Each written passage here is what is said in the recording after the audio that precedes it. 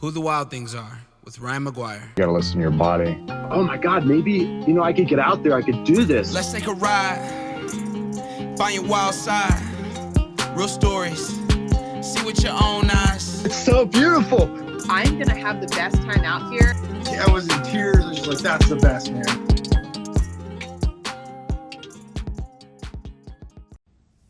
Welcome back, everybody, to episode 19 of Who the Wild Things Are. Hope everyone's having a great Wednesday and you guys are out there getting it done.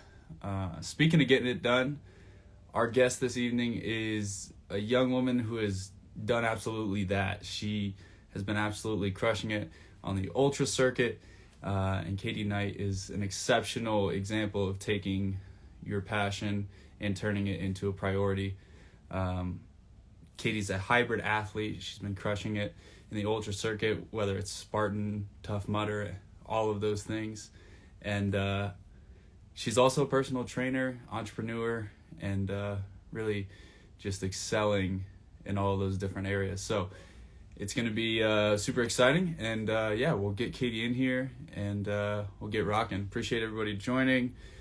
Hello from Australia, Robert. I feel like maybe listening to her, I'm going to start sweating just hearing about all these miles, but I'll do my best. Here's the first special guest. There we go. How we doing, Katie? Doug, say hi. How's it going?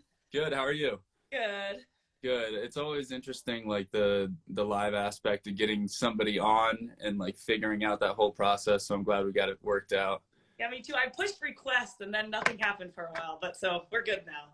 Yeah, it's fussy. You know, sometimes it works right away. Other times it takes a long time. So awesome. How's it going? Everything's going good. I think this is maybe the second or third ultra runner I've ever had on the podcast. So I'm super interested to like pick your brain tonight and just like hear all of kind of what has made you successful in the ultra circuit. And kind of before we get to that, a question that keeps coming to mind is, how did you get to this place? Like, how did you decide I'm going to run for multiple days on end through the mountains, desert, all that stuff? Was this like your destiny? Were you always a big runner? I guess it was my destiny, but I took a long way to get there. So no, I haven't always been a runner. I ran track in high school, never cross country because I did other sports during that season. I actually started in CrossFit like 5 years ago. That was my main focus, doing big comps local around Colorado. And then I've told the story before, but a bunch of us from the gym, a bunch of dudes were like, I'm going to run the rim to rim to rim. So that's in the Grand Canyon. Started the North Rim, South Rim, North Rim. It's like 15 hours, 50 miles. And I was like, I'm going to do that. That sounds fun. And then a month later, I hit the 50 miler in Bryce Canyon as an ultra. And I was like, I like this. I like to see how far I can push my body, how far I can keep running. And then from there, it's kind of spiraled into, I've done other trail ultras, I've done virtual ultras, and then now the 24-hour races, which seem to be my jam. And it's fun. It's not fun, but it's fun. So that's kind of how I got to this point. Yeah, I heard this idea. It's called like type 2 fun, right? So It's like, is the type of fun where it's like in the moment, this is absolutely terrible, but you look back on it and you're like, that was the best. Like, right. Exactly. Yeah. That's so what happened. Yeah, exactly. So for the rim to rim to rim, I've heard of a lot of like different runners doing that. That's like pretty like nature immersive, right? Like you're kind of in the bush for that. Oh yeah. There's like, you have nothing around you. In fact, you can only be rescued if you're so close to one of the rims within so many miles. They send a donkey down on like a state trooper or whatever. Otherwise, you have to call for a helicopter, and that's like 20 grand.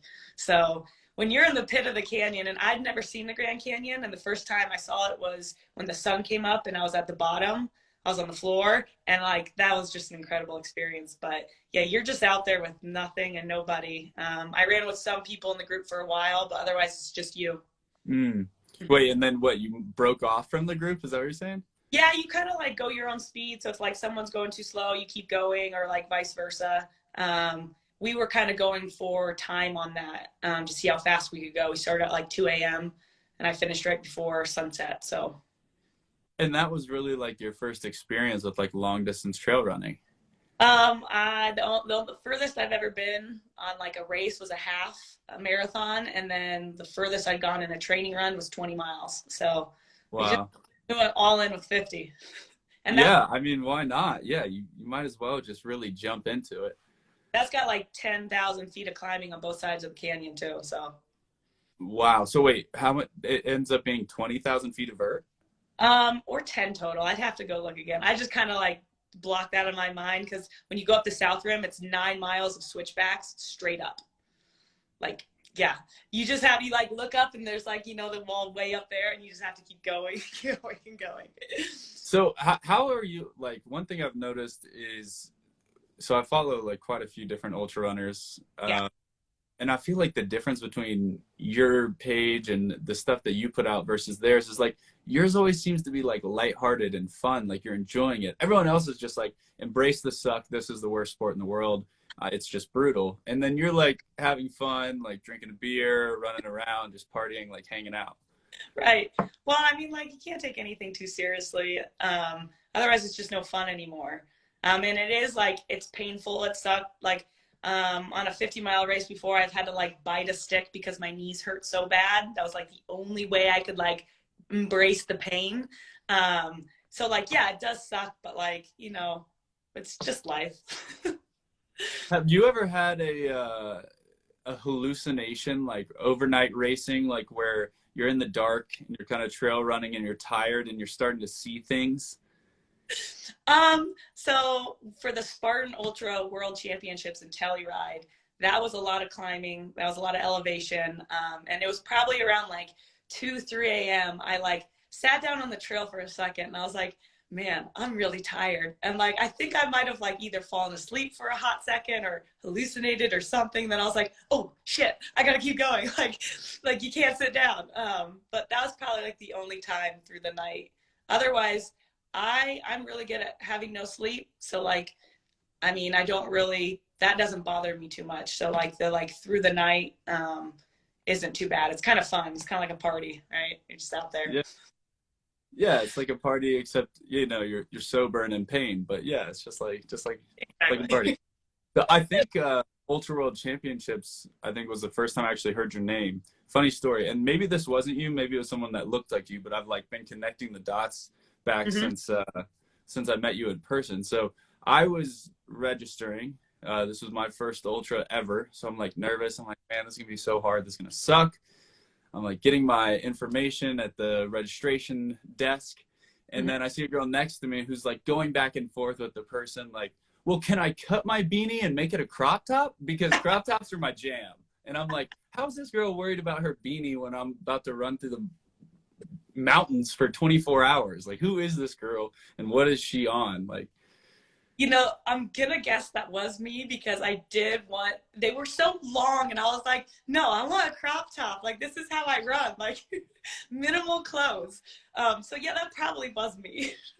That's hilarious. And how did you end up doing in Telluride? So I finished second on course, but because of some penalties, I was third, like result wise. But yeah, I finished second on course. I was second the whole race. It felt really good. I was like having a lot of fun. And then like I did the burpee penalty. I'm sure you heard about that. Stirred up some drama with Spartan. Did you hear about that or no? I don't think I did. I know that like you would accumulate your burpees and then you paid up right at the end of your lap. Mm-hmm. Yeah. So at the end, and that was a really good race for me. I didn't end up doing like that many burpees. I missed a couple spears and that was it. Like 2 out of 9 spears. But in my mind at like 2 whatever time it was, I did 30 burpees.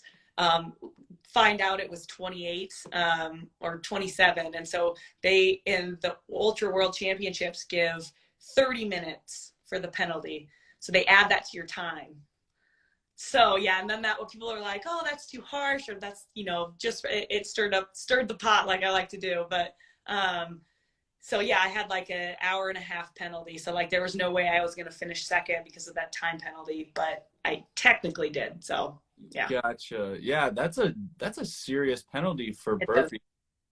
It is. I mean, I get it. And like, again, in my mind, I was like, I did like 32 or something. So I was like, I'll do more. But it definitely helps to just have somebody there counting your reps and you don't even have to think. Because at that point, your brain doesn't think very well. Yeah, and so for people listening who are like, what the hell are they talking about burpees? Yeah. All right, so there's a 6-mile lap that you do for 24 hours. Whoever runs the farthest wins. On that 6-mile lap, there are a bunch of obstacles. When you fail an obstacle, you have to do burpees at the end of your lap. So if you fail 5 obstacles, it's 5 times whatever the burpee penalty is. You got to do that every lap before you can start your next lap. So that's just a little bit of clarification there. I actually also got a penalty. Oh, really? What'd you At do? Old World Championships.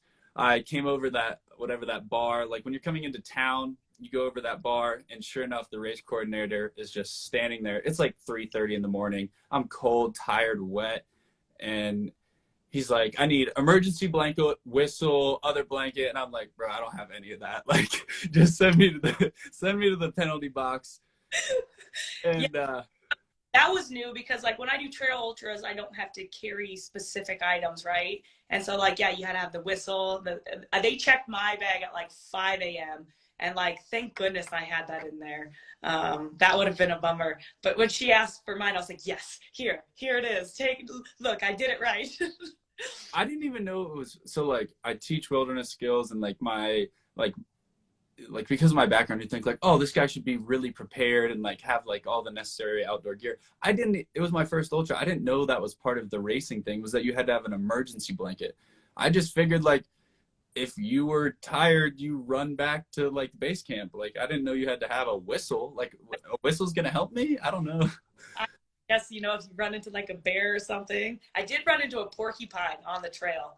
Oh, nice. Right after I had my like hour-and-a-half penalty, and I'm running, starting up the first big hill, and he's huge, and he just comes right across the trail, and I was like, this is how I get DQ'd. I get like spiked by a porcupine. Yeah. But we just stared at each other, and then he kept going, and I was like, okay. Yeah, it was a sign, like, just to keep on going. Exactly. I was kind of stoked with my penalty, though. I got to be honest, because it was in one of those, they have in Telluride at the bottom of the ski mountain, they have gondola, like stationary gondola things that you can kind of use as like a little cabin. And mine was heated, and they're like, that's the penalty box. And I'm like, oh, yeah, I'll go sit in a heated room. Although, does that make it worse? Because I found that like if I keep my pit time, so everyone on these ultras, when you run through after your like mile loop, you are in a pit and you like refuel and like get new water. If you can keep that under like 7 minutes, it's better. Like, you sit, you don't get comfortable, you just like do what you need to do, and then you get back out there. Absolutely. So walk us through that a little bit for people that haven't ever experienced like a pit crew and an ultra. What's kind of the concern? So you finish your lap and you're coming in. What's on your mind? Water. So putting new water bottles in your pack. That's number one. Getting whatever like you need, something salt, sweet, crunchy, whatever. I usually like chug some pickle juice, use some boa spray, and then like grab a snack or whatever that is, like a PB&J, pizza, whatever, depending on the time of the race. And then it's just like taking a hot second to just chill and then mentally preparing to go back out. Yeah, I found on my first ultra that I didn't know what I wanted to eat. So I bought kind of like a couple things, and like some of it I was so tired, I would bite into it and I just spit it out. Like, I can't eat that right now. I'm just not doing it. Oh, I did that all the time, where like I'd take like a couple bites of pizza and then random foods and just like a ton of things. So like my poor pit crew would like just have bites of like random things scattered everywhere, and I just like throw them and then start going. It's really funny though, because you kind of become a toddler at that point. Have like, you can understand like 3% of what's going on. Your mind is everywhere, and you're just like, little bit of cookie, little bit of pizza, everything outside of my way. Exactly. That's how you got to do it though. Yeah, I feel like I was very not scientific about it, but I'm sure there is, like, as you get to a higher level, like where you're at, like maybe there's more thought that goes into the nutrition. Well, there's definitely, you want to hit a certain amount of calories per hour.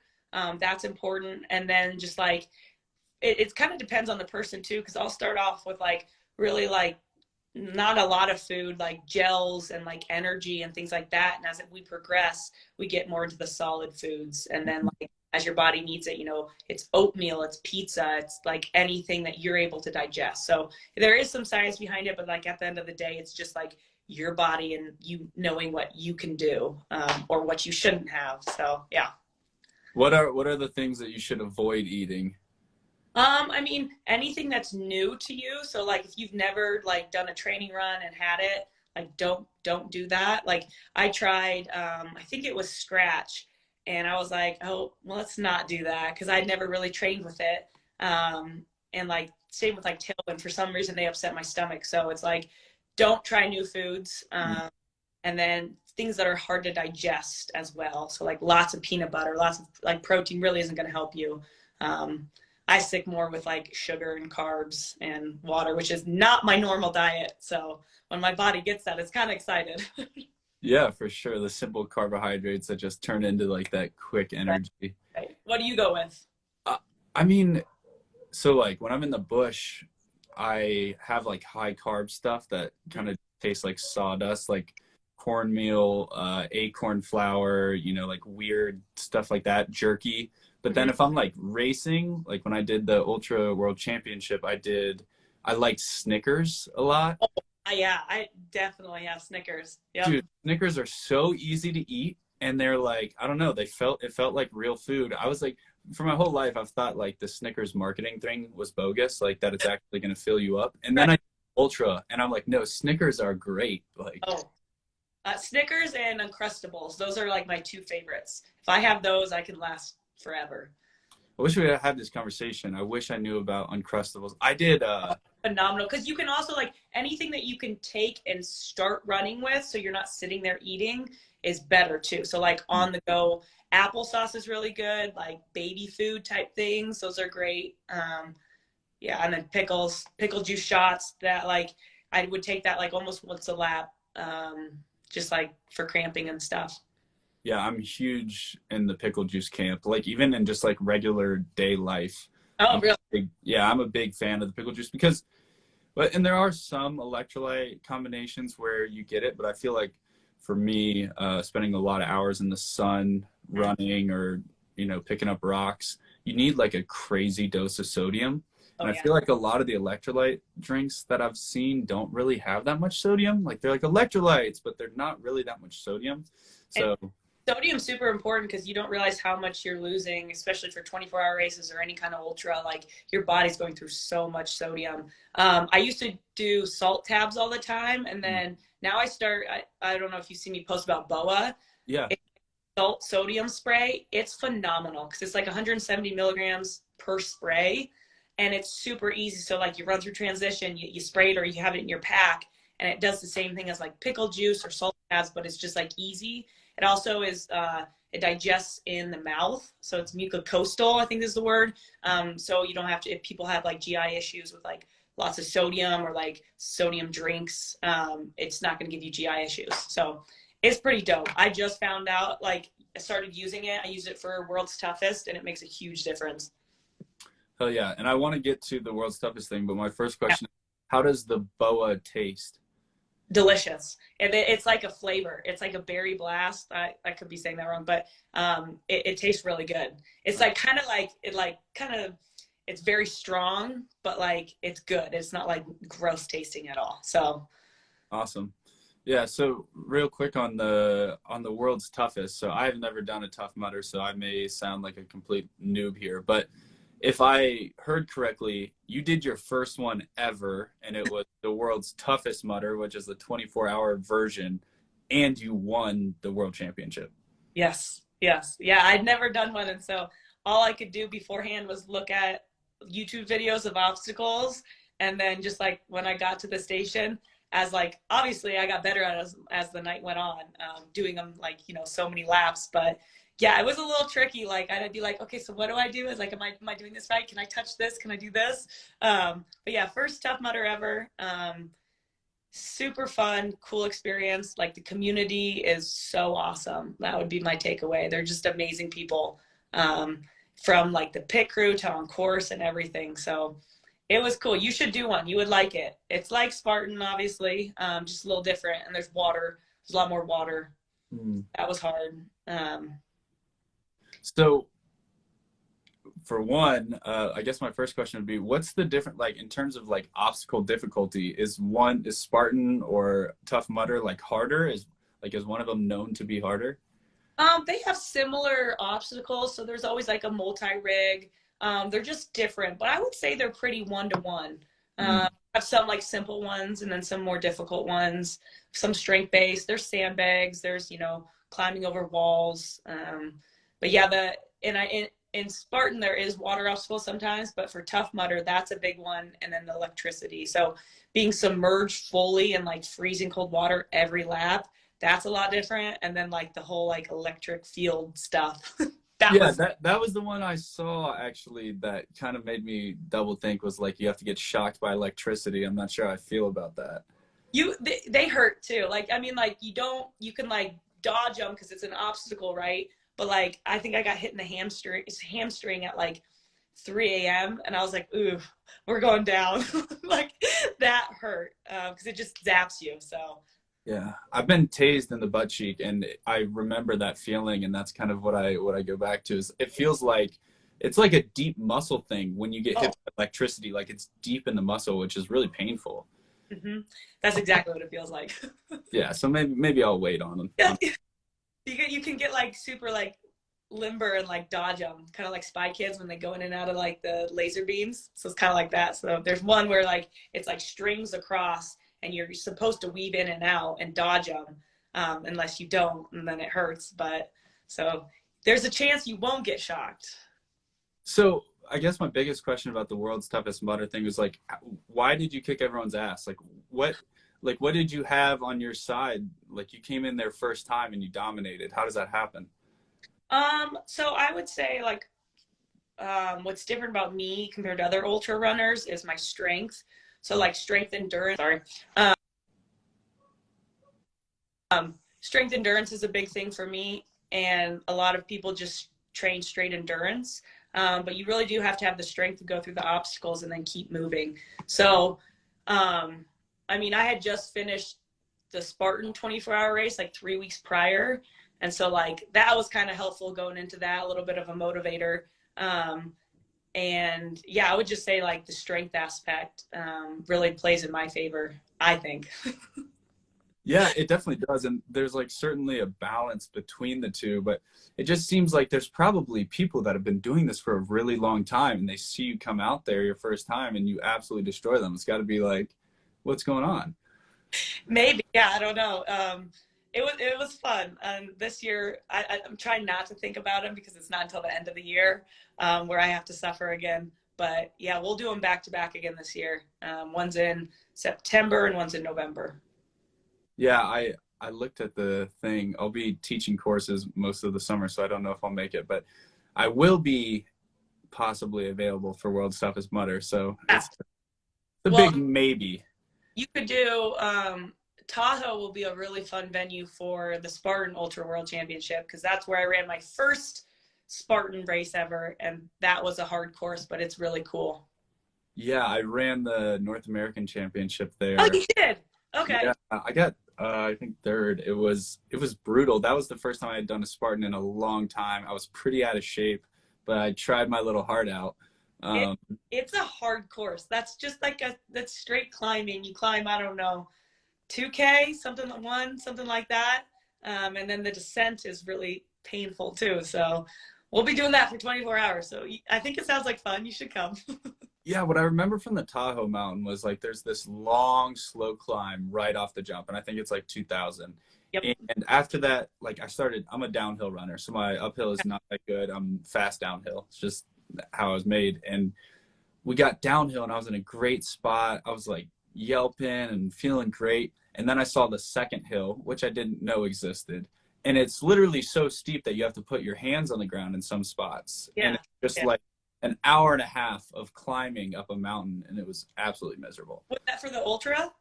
No, I did the Beast. The Beast, okay. Because they had the ultra runners run to the very top of the mountain. So we got a third hill, and then I think it was a sled drag at the top. So you got to dodge that. I remember distinctly like coming down the first hill and seeing the ultra runners. I don't know if there was one loop or two loops, but a lot of them were sitting down and they looked absolutely demoralized. Like I think a couple of them didn't finish because they're like crying, they're all cramping up, and I just felt terrible. And at that moment, this is before I had ever done an ultra, I was like, I will never do an ultra ever. Look at you, you did one. And then I did one like a couple weeks later. But yeah, it was a 2-lap one, so you had to do that the beast course twice with an extra, because they always throw in an ultra loop, and they do something mean always. Like in slow, they made us climb this ridiculous hill with like a very heavy sandbag and then come down like a crevice in the earth. And it was just like, it was brutal. So they always like to throw something in. And I always like when I run by like one of the like directors, I'm like, that was mean. Yeah, it does feel personal sometimes.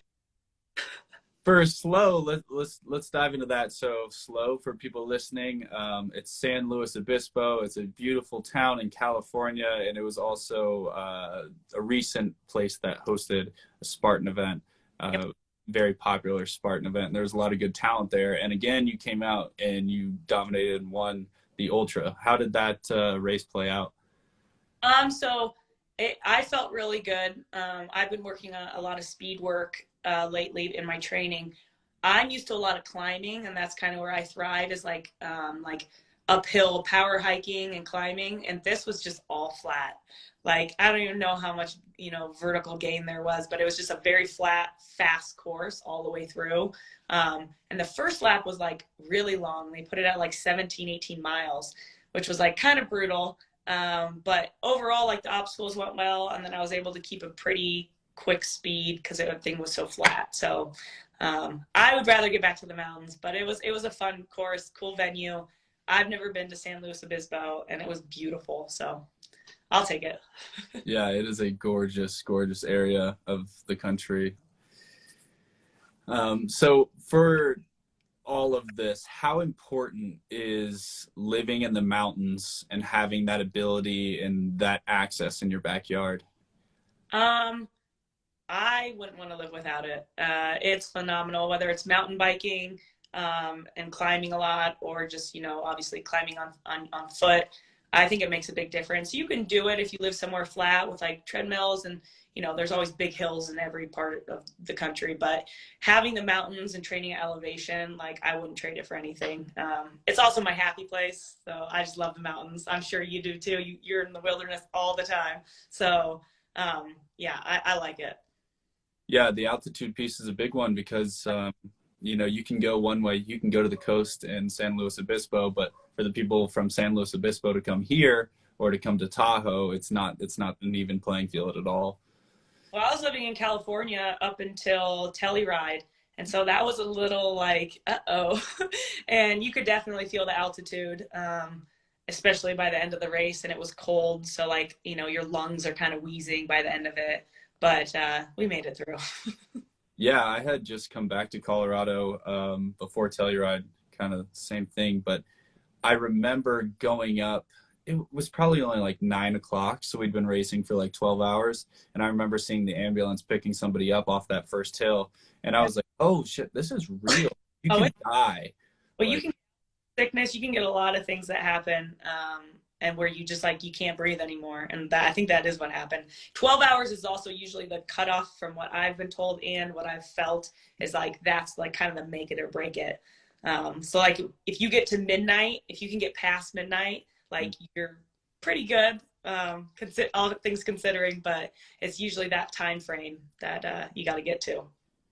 Yeah, I definitely want to try another ultra because I feel like I definitely left some gusto out there. Like, felt like I could have gone further, and maybe that's just how 24-hour races feel. Well, actually, I guess when you run as far as you do, it probably feels like you did about all of it. Yeah, I think Tough Mudder, I think that was all I had in me. Like, if I would have had time, it would have been nice to set the record for the most miles. I just ran out of time. Same thing for Spartan too, is like, you have a time cutoff. You have to start your last lap by a certain time. And for Spartan, it's real strict because you get disqualified like nothing counts. Where I think Tough Mudder, you just like, you make it back in and it doesn't count. So I played it a little bit cautious. I probably had time for another lap in Telluride, but we just weren't gonna go there and risk getting DQ'd. Yeah, I remember. I think it was Mark Cadet who won. Yeah. He had like came in at like 8 o'clock or whatever, and had like 2 hours, and he went on another lap, like 6 more miles after running for a full day. And I'm like, dude, what if you like? I don't even know. It's something. It's a dangerous game. It's a big risk to play. But yeah, he did it. And those laps by the end were taking people 2.5 hours. And that's why I was like, we're not going to make it back. Yeah, absolutely. Because like for people listening that have never done the Spartan, you might not realize, like, yeah, you got to run 6 miles. But part of that is like in the middle of the 6 miles, you have to grab a 50-pound bucket, walk down the mountain, walk back up, and then continue running. That's just one obstacle. And there's a variety of things like that.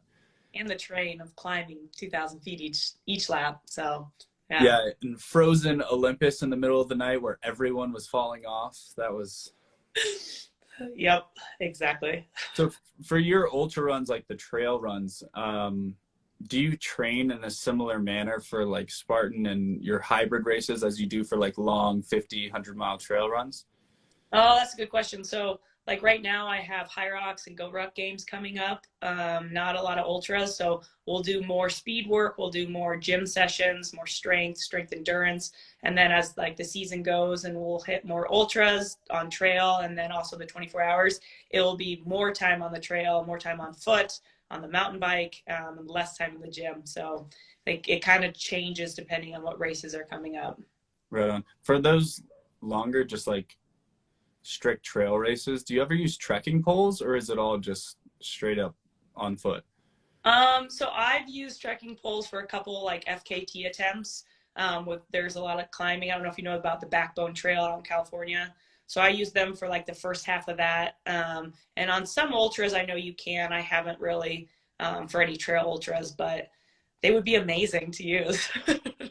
So knock that acronym apart for people. FKT, like own time. It's on like Strava. It's like a segment of some trail somewhere in the world. There's thousands of them. And you try to go for like the fastest. You can do it supported. So you have like a crew who's like giving you fuel throughout the whole, run, however long it is. And then you can do unsupported. So I did supported and it starts in the Santa Monica Mountains and it goes to the ocean. So it's 67 miles, like a ridiculous amount of vert. And I missed it by like an hour, which was a bummer. But I also went without water for like 2 12-mile stretches. I don't recommend that. And it was like a very hot day. So yeah, we missed it. I'll go try it again someday because I want that one. It's a cool course. I feel like at this point, like you've got quite a few more notches in your belt. So I have no doubt that you'll knock it down. Yeah, I hope so. We'll be a little bit more prepared with fueling and water because that can make or break you. Absolutely, water especially. Oh yeah. So what kind of advice would you give? Like imagine I've never really gotten into running. What's kind of the one piece of advice you would give to people that are trying to get into endurance or running? That's a good question. I have a lot of clients because I have online personal training, and I have clients who want to get more into the endurance aspect of it. And it's pretty basic, but it's just like, get out there and run, and don't run for miles, run for time. So like, if all you can do is a 10-minute run, great, go do 10 minutes. Next day, or the next training block, do 20 minutes, then do 30, and just keep building that. And over time, like, you'll feel better, it will get easier, but like, you just have to start. And if it's starting with 5 minutes, great. Or like I say a lot for a lot of my clients, like, run for 10 minutes, walk for 5, run for 15, walk for 3. So like, you just keep building that base. And that's how you get into longer endurance ultras. You build that. And what kind of like differences or preferences do you have between running like on the road and running in the mountains or on trail? I despise the road. If I could, I would only be on trail all the time. But for speed work, I do a lot of it at the track. So that's helpful, or like long flat roads if like I have to, but otherwise it's the track and mostly trail. Yeah, we see eye to eye on that. For me, like I had such a history of running injuries, and every runner has got running injuries, obviously. Yep. But for me, it's like anytime I can get on a trail, it gives me the ability to use different muscles, every different segment or different step, you know, jump over a tree, go downhill, go uphill. And that versatility, it sounds like it's harder, but me, like, I feel like it's actually spreading the load out rather than just the same hit on a road over and over for hours. That sounds a lot harder to me. Like, oh yeah, but running on the road to me is just a lot of pounding. It hurts my joints. Like I'll definitely feel the difference if I do like a long run on the road compared to the trail. So yeah, I'll stick to the trail all day, and I think I get injured less. So yeah, I think there's something to that. Like yeah. It's funny, like you'll see people that are marathon runners and they'll be like, a 50-mile trail race, that sounds like preposterous. And I'm like, well, a marathon on the road sounds way harder to me. I've actually never ran a marathon, so I don't know, and I don't really have a desire to unless it's a trail marathon. What part of that, like how much of that do you think is also like nature connection? Do you think, is that part of your secret sauce, that you just like being in the mountains? I would say so. Like, you know, in Telluride, it's pitch black at some point, and like Tahoe or whatever course, it's usually in the mountains. And it's like, to me, like a lot of people, it's kind of scary. Like it's, you know, you have nothing and nobody's usually around you, but I love to be out there in the middle of nowhere.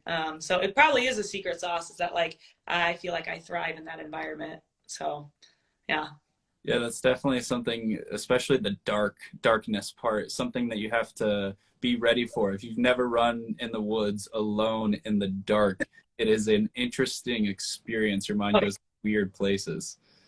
My friend, she pit crewed me for Telluride, and she had like one of like the most ridiculous headlamps, and it was like a spotlight. Like it was phenomenal. I mean, it's weird running with a headlamp. It just does funny things to your eyes and everything. But like I had like a crew at one point like running with me because my headlamp was so great. Like they could all see. And they're like somebody ran out of their light, and he was like, "Hey, can I run with you?" I was like, "Yeah, join the pack." Right on. That's so awesome. Yeah, I've done both. I've also done no headlamp running. I don't know if you've ever tried that. So the way the rods and cones in your eyes work, as long as you don't look at any artificial light or the moon on a bright night, our eyes actually adjust and you get sort of night vision. So your eyes will adapt and you're able to make out any shapes that you would need to hike. Or running is still a little sketchy, but if you're doing like slow miles and you're not like going really crazy terrain, you can see pretty well. And that's also like kind of a interesting, immersive experience to kind of just use your eyes. I think I'd be too worried I'd sprain my ankle. And there's definitely parts of like courses where it's like I go slower because I'm like, if I'm hurt, I can't keep running. So that makes sense if you're like running slower, you know, easy miles. But man, that'd still be pretty sketchy with like all the roots and rocks. I don't think it's a thing for racing. You know, for racing, the big LED, if you can wear a headlight on your head, you wear it, you know? Yep, exactly. You might look a little goofy, but you know, part of it could be maybe we just start a race where you can have a dog and then the dog can help guide you. Doug would love to. He might get tired, but he'd do it. How far does Doug run with you when you guys go out? When he was a puppy, he's 3 now, which isn't that old, but he's like an old man. When he was a puppy up until like, you know, a year and a half, he used to run 6+ miles every other day. And now he's like at 3 every like 2 or 3 days. He likes his walks and his fetch, but he still does great. And it tires him out too. So he's actually one of the best pit crew members I've ever had. He was in San Luis Obispo, and he was great to see during the race in the pit area, get some support. So it was fun. Yeah, it's always funny. We had a gentleman and his son running the ultra next to us in Tahoe, no, in Telluride. and they had all their food laid out. They were getting everything organized, and sure enough, this chocolate lab comes over and just smashes like all of this guy's food before the race. He was furious, like, whose dog is this? It was I mean, it was funny. It wasn't, but it was also kind of hilarious. I mean, that's a big bummer, but that's funny. Yeah, it was one of those things where I was like, I'm kind of laughing when I shouldn't be. I'm sure eventually they laughed about it. Yeah, absolutely. I think I remember seeing that guy out on the course, and I remember making a joke to him, and he laughed later about it. He thought it was funny. So That's probably one of the best parts is like you run with different people throughout the entire race. And I've made some like pretty deep friendships doing that. And then like I saw them in Telluride, and then they were at Tough Mudder, and you'd run by them. It's like it's a cool community. Especially everybody's kind of suffering together. So I've made some good friends during races. yeah, it's a weird like human thing where it's like we get so close to each other when we're all in agonizing pain together. It's like common connection, common bond. Yeah. Yeah, it's a weird like, I don't know, evolutionary, response to misery, I guess. Misery loves company, right? That's what they say. So I guess one question I have would be, on days where you feel miserable, days like I don't want to train, I don't want to, get up and run 10 miles. What is your secret? How do you get out of bed, and how do you crush like whatever training that you had set out when you don't feel like it? Yeah, that's a good question. You kind of have to like picture the end result, like why you're doing it. Because there's definitely days like that where it's like, I don't want to work out today. I don't want to train. And some days you listen to your body and you take, whether that's a mental health day or, let your body rest and recover. That's important to listen to, because if like the training's not even going to be worth it, like you're not going to even like go as far as you can. Sometimes it's not worth it. But usually I'll still convince myself to like be motivated and go. And that's usually like picturing the end result. The next race or whatever, that it's this is why I'm doing this. So yeah, I think it's an interesting thing, because you certainly have to listen to your body, and that takes practice. But sometimes my body tells me that I should eat an entire gallon of ice cream. So I have like this back and forth where it's like, is my body actually telling me the right thing? Right. So yep.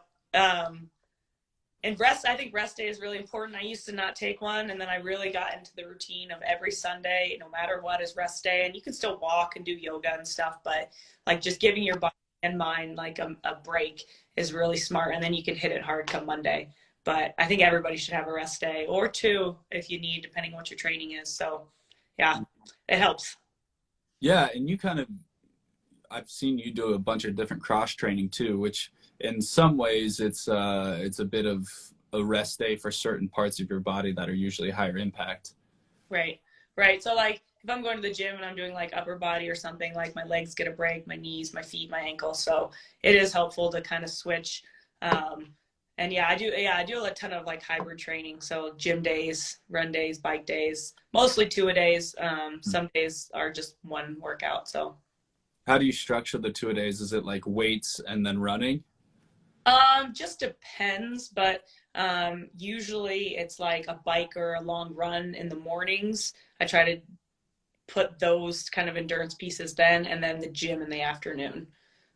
But they can switch depending on life and schedule, but yeah. And then do you apply kind of the same training that you do for yourself to all the personal training and clients that you have in your own business? So it depends. So I have clients that are in a wide spectrum of like goals, whether getting fit again after having a baby, whether that's wanting to run an ultra, to win Tough Mudder, or whatever.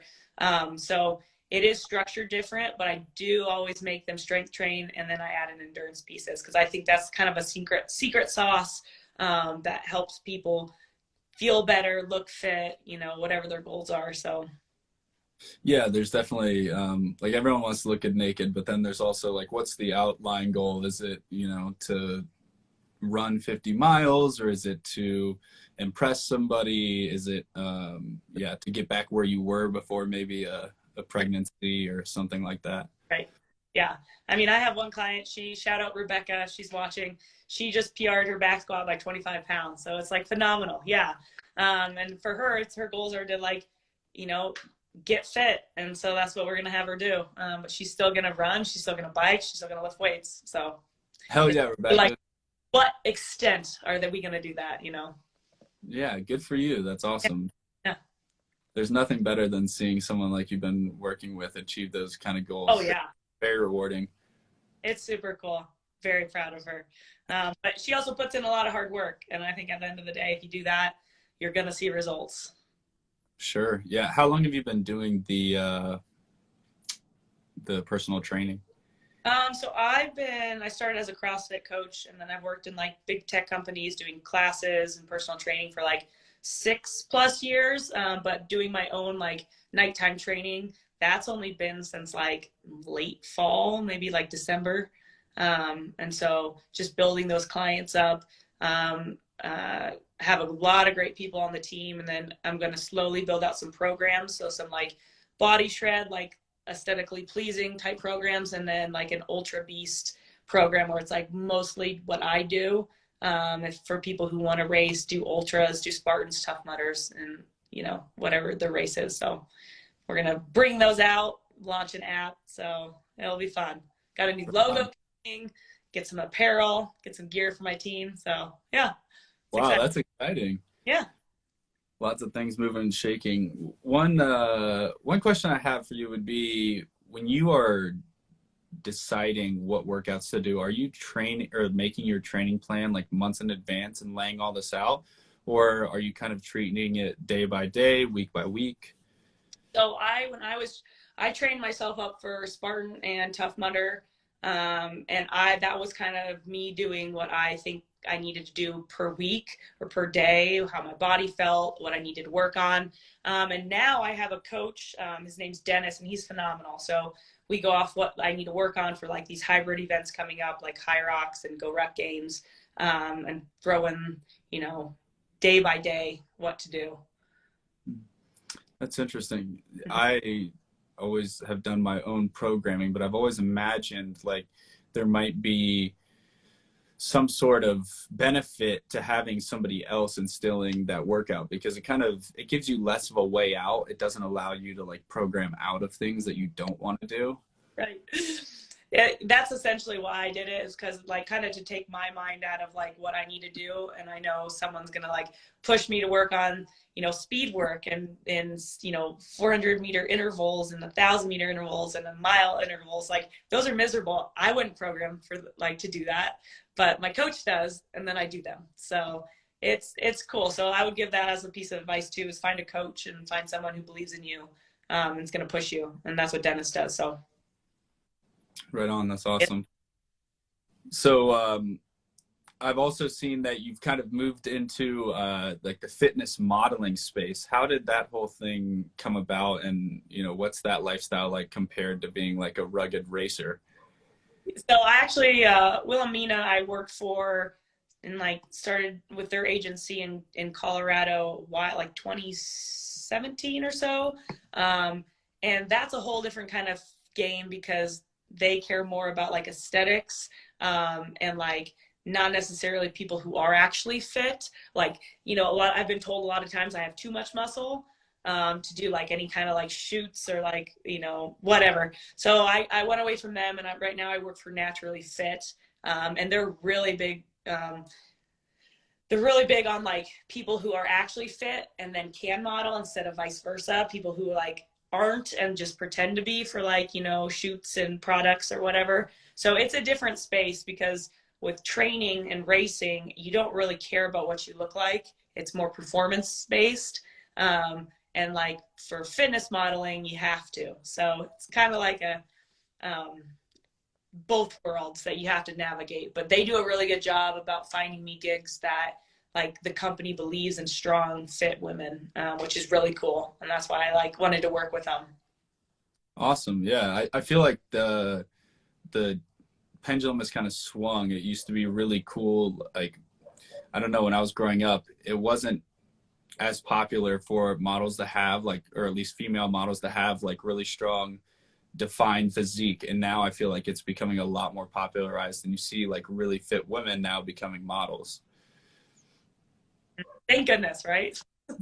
Yeah, Like, absolutely. it's good. I love promoting like muscles and, you know, being healthy and fit. Yeah, so it's cool. And then it seems like one of the other ways you've kind of been spreading your brand is through different brand deals with like BOA, you mentioned. I know you've been partnering with them. How does that selection process work? How do you decide what kind of brands you want to work with? So they'll reach out to me, and like I'll try their product, whatever that is, clothes, food, you know, supplements, and then if I like it or like I see a difference and that it works, like BOA, like it's something I do use all the time, then I'll like, you know, we'll strike up a conversation and a deal. Like I'm gonna start working with RP Strength, and they are like a nutrition app that help you, you know, track your progress, your macros and everything, for those of you who don't know. And like, I believe in them and what they do. So I think it's important to up your game, your performance. So like, I'll work with like companies like that. But yeah, I have to definitely believe in them because there's a lot of companies out there, a lot of products. And I want to promote things that like actually will help.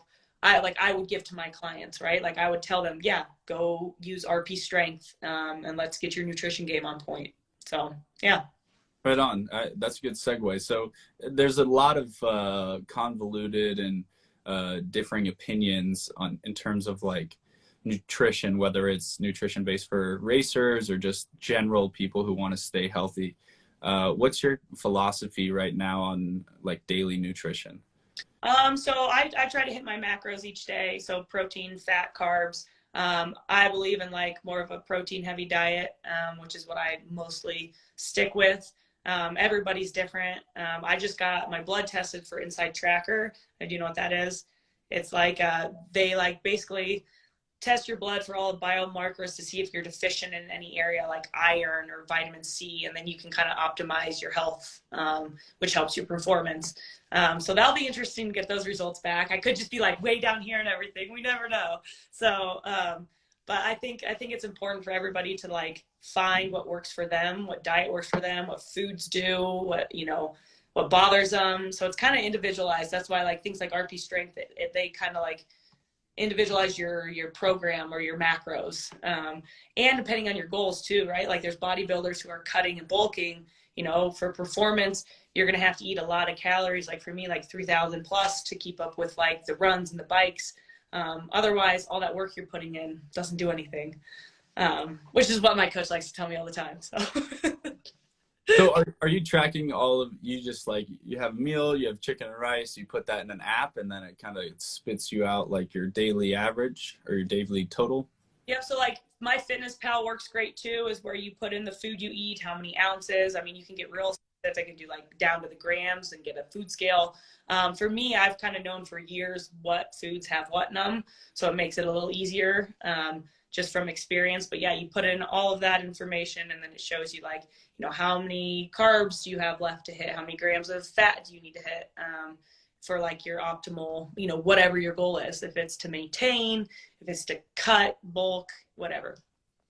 Yeah, I definitely should try that at some point. It's just, one, I hate being on my phone. Yeah. Two, I don't feel like I would actually stick to it day in and out, because like, what if I, you know, I have 5 Greek yogurts? Am I going to let my Fitness Pal know that, or do I keep that as a secret? It's tricky. That it is hard for people, and it's kind of a mental game too. But if you do stick with it, it does make a difference. Because I used to be like that, and you know, I'm like, I know what everything has in it. Like, I get it. I don't need to do that.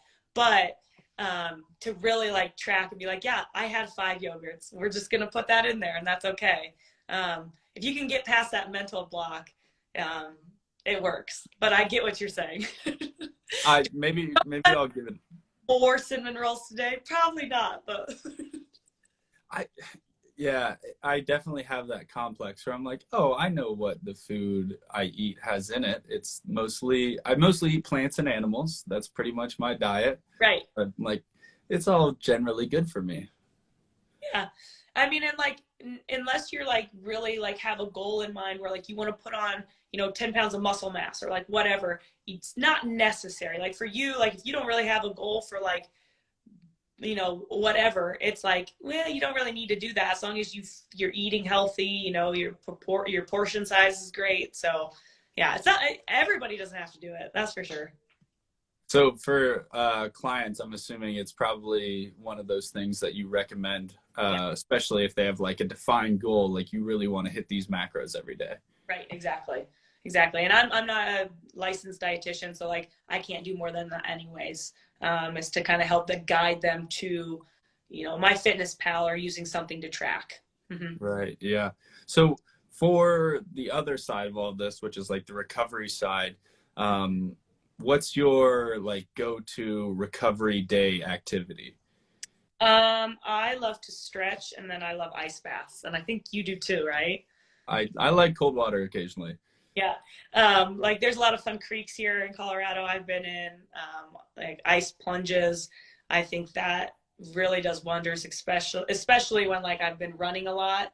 So like icing my feet and my knees. And then I love to stretch. I love Yin Yoga. That's a good one.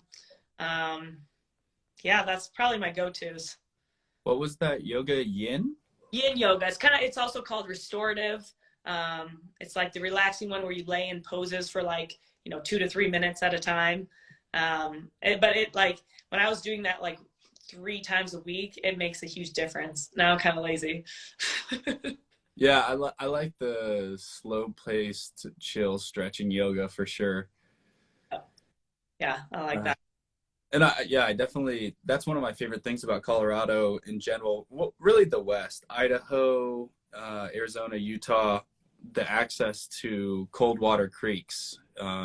Just being there, whether it's on a hot day or even like if you did a big gym sesh during the winter, having the ability to get in some freezing cold water is a really big one. But Idaho has like some epic trail running that you can like finish or start with hot springs, like at the trailhead. So. Colorado has some too like that. Which then there's hut trips. I don't know if you've ever heard or seen those. I've heard of skiing hut trips. Is that? Yeah, there's skiing ones, and then in the summer you can mountain bike or hike to each hut throughout Colorado. There's different trails, but it's pretty fun. Yeah, that sounds like it would be right up my alley. Yeah, for sure. Just like a big day of running followed by like a good warm meal. Yep. And like a cozy little hut for sure. Absolutely. With some good friends and maybe a beer or two. Yeah. Can't forget that. You can't forget that. Well, Katie, I've had a great time talking to you. For people that are interested in learning more about what you do and what you offer, just let them know kind of where to find you. Yeah. So you can go to my Instagram, K80_night. And then the link in my bio is a form to fill out for if you're interested in personal training. And then from there, I'll get in touch with you via email, and then we'll go back and forth and get you started on your fitness journey. Mm-hmm. Right on, Katie. Well, thank you so much, and best of luck on all your races. Hopefully see you around, and thanks for your time. Both local, so thank you for having me. Yeah, absolutely. All right, guys, thanks for joining.